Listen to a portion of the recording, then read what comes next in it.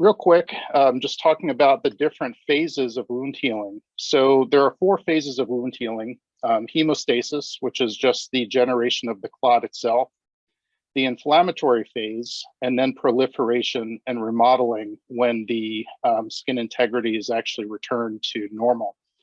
So in a normal individual, all of these things function perfectly well, but in older individuals, healing actually stalls. And it often actually stalls right after the inflammatory phase. And at that point, it turns into a chronic wound rather than an acute wound. So here's where we're actually going to talk about the place in therapy for keratin, specifically Keragel and Keragel T, which we'll talk a little bit about in a few moments. But these are the four stages of wound healing, and after the inflammatory phase is really where we become concerned.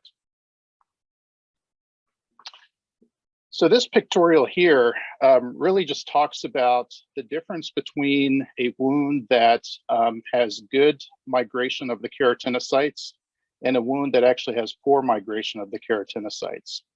So in the graphic at the bottom on the left-hand side, you have normal epithelialization, but in an individual where healing actually stalls, if you compare the left and the right, the pictorial is basically just showing you that the wound stalls, and as a result, the base of the wound bed never really starts to heal and doesn't generate any new epithelium to actually close the wound. Versus when you look at a wound that has been treated with a keratin product such as Keragel, it actually activates the keratinocytes that have stalled to create basically a scaffold or a bridge, if you will, to allow new epithelial cells to further progress and close the wound.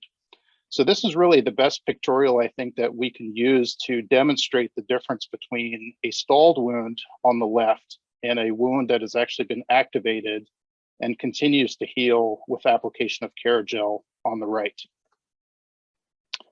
So one other comment to make about this is when exogenous keratin is actually applied to a wound, what you're getting is a few different things. So you're getting progression of healing in a stalled wound.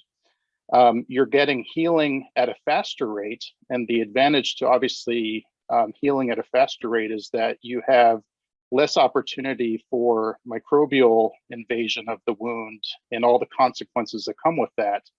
But you're also getting a more durable skin structure as it heals that allows the wound to be more durable over the long term.